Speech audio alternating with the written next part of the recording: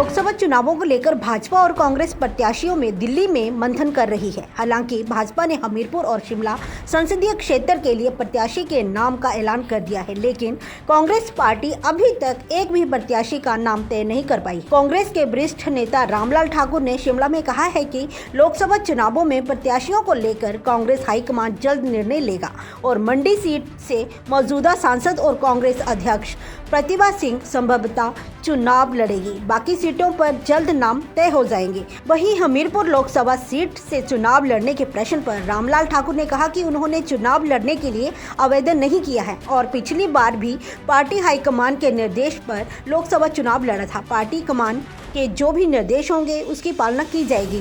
यहां तक 6 विधानसभा सीटों के उपचुनाव की बात है तो उसको लेकर सुप्रीम कोर्ट के अंतिम निर्णय का इंतजार है, क्योंकि अभी मामला कोर्ट में विचाराधीन है। उसके बाद ही तय होगा कि चुनाव होंगे या नहीं। नूरपुर से विनय महाजन की रिपोर्ट, AMI न्यूज हिमाचल। चुनाव की तारीखों का ऐलान हो गया है, सभी पार्टियां लगी हैं अपने अपने प्रबंधन में। टिकटों को लेकर बीजेपी ने 2 टिकट कर दिए हैं, कांग्रेस के अभी टिकट तय नहीं हो पाए हैं। कितनी तैयार है कांग्रेस लोकसभा चुनाव को लेकर? कब तक लग रहा है टिकट क्लियर होंगे? चुनाव भी है।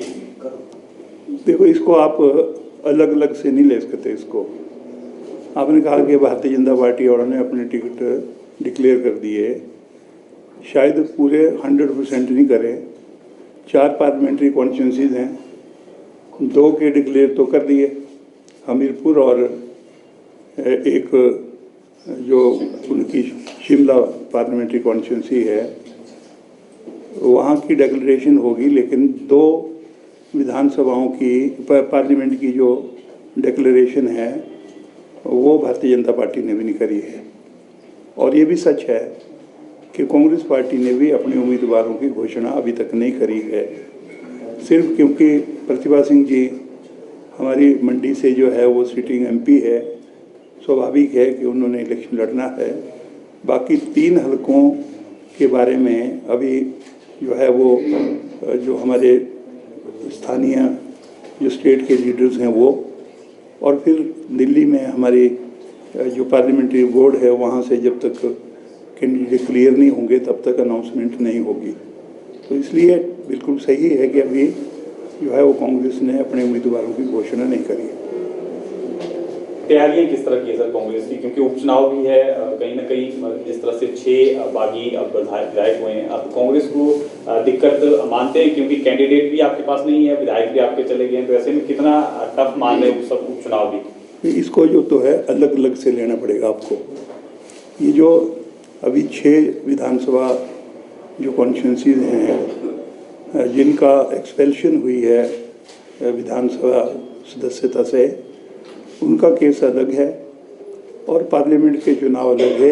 ये ठीक है कि चीफ इलेक्शन कमिश्नर ने जो अनाउंसमेंट करी है 1 जून को हिमाचल प्रदेश के पार्लियामेंट के इलेक्शन भी होंगे और साथ में जो बाई इलेक्शन है उनके बारे में भी चीफ इलेक्शन कमिश्नर ने अनाउंसमेंट करी है। पर अभी क्लियरली हम नहीं बोल सकते हैं क्योंकि अभी जुडिशरी स्क्रूटनी में भी केस फंसा हुआ है। अगर देखा जाए तो 6 मई का शायद ये केस सुप्रीम कोर्ट में लगा है। जब तक सुप्रीम कोर्ट से क्लियर जो है वो फैसला नहीं आ जाता तब तक ये नहीं बोला जा सकता कि बाई इलेक्शन होंगे या नहीं होंगे, इसके बारे में नहीं बोला जा सकता। जो थोड़ा जो है वो कानून के बारे में जिनको ज्ञान है वो यही बोलेंगे कि जब तक फाइनल नहीं हो जाता तब तक इसके बारे में इकट्ठा इलेक्शन होगा नहीं होगा, ये तो समय बताएगा कि समय के मुताबिक क्या फैसला होता है। सर, पिछली बार आप कैंडिडेट हमीरपुर सीट से, इस बार भी आप तैयार है? अभी आला कमान आपके ऊपर भरोसा जताती है? ये तो सबको पता है कि मैंने पिछला इलेक्शन लड़ा है, पर मैं इतना आपसे जरूर कहना चाहूँगा कि मैंने जब भी पार्लियामेंट का चुनाव लड़ा, मैंने कभी भी पार्लियामेंट का इलेक्शन के लिए टिकट की नहीं अप्लाई किया। जो मुझे पहले वीरभद्र सिंह जी कहते थे आपने इलेक्शन लड़ना, तो हमने इलेक्शन लड़ा। जब पिछली बार हाईकमांड ने कहा तो मैं दिल्ली में भी नहीं था, मैं अपने गांव में था, लेकिन मुझे कहा गया कि आपने पार्लियामेंट का चुनाव लड़ना है, तो मैंने तुरंत कहा, क्योंकि राहुल जी के वहाँ से टेलीफोन था और मैंने इलेक्शन लड़ा है। लेकिन अभी के जो आप इलेक्शन की बात कर रहे हैं, मैंने पहले भी कहा, अब फिर मैं आपसे कहना चाहूँगा कि जो पार्लियामेंट के चुनाव के लिए कैंडिडेट्स की घोषणा है वो पार्लियामेंट्री बोर्ड करता है, पार्टी हाईकमांड करती है। जो जनरल सेक्रेटरी इंचार्ज हैं पार्टी के दिल्ली में, उनके द्वारा जो है वो पत्र दिया जाता है। और तब तक, जब तक ये नहीं हो जाता, उसमें हमारे जो सीनियर लोग हैं वो दिल्ली में है, मुख्यमंत्री है, एडिशनल चीफ मिनिस्टर है, पार्टी के अध्यक्ष हैं, और जो और लोग हैं मंत्रिमंडल के कुछ सहयोगी हैं, वो दिल्ली में है। और हो सकता है चर्चा हो रही होगी। मैं तो यहाँ पे शिमला में इसलिए आ गया और मैं आपके चक्कर में फंस गया, इसलिए फंस गया क्योंकि आज मेरा इलेक्शन पिटीशन का जो केस है वो लगा है और उसमें एक एप्लीकेशन है, उस पर आर्गूमेंट्स हो रहे हैं। तो उस सिलसिले में मैं शिमला में आया था। मैं यहाँ पीसीसी में आया तो पहले एक साथी आया, बाद में सारे साथी आ गए।